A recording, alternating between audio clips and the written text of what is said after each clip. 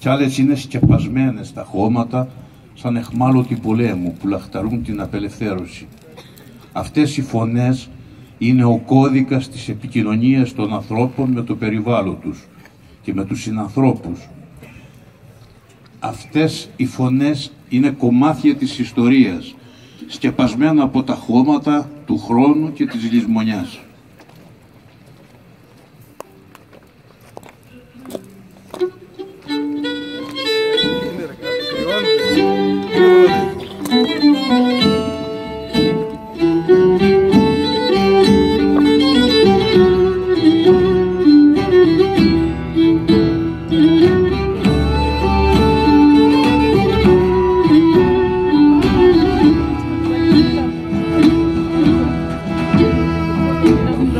Φωνές που κοίτεστε στα χώματα από κάτω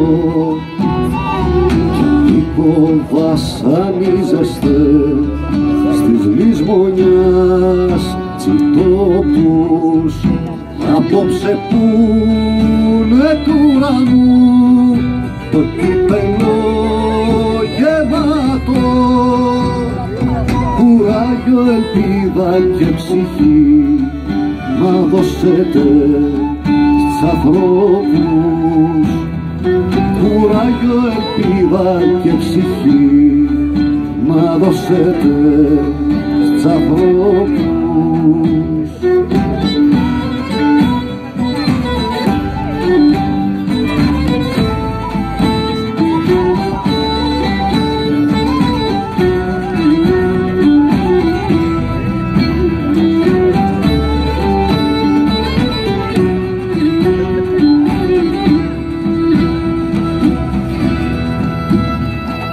Πιάστε τα χέρια σταυρωτά κι αρχίξετε τροπάρι, να τυλαλήσουν οι κορφές κι ο σπήλιος να τυχήσει, να βγει αλήθεια λαμπερή, να φτάξει στο φεγγάρι και μια ελπίδα γύρω μας και μέσα μας να ανθίσει, και μια ελπίδα γύρω μας και μέσα μας να ανθίσει.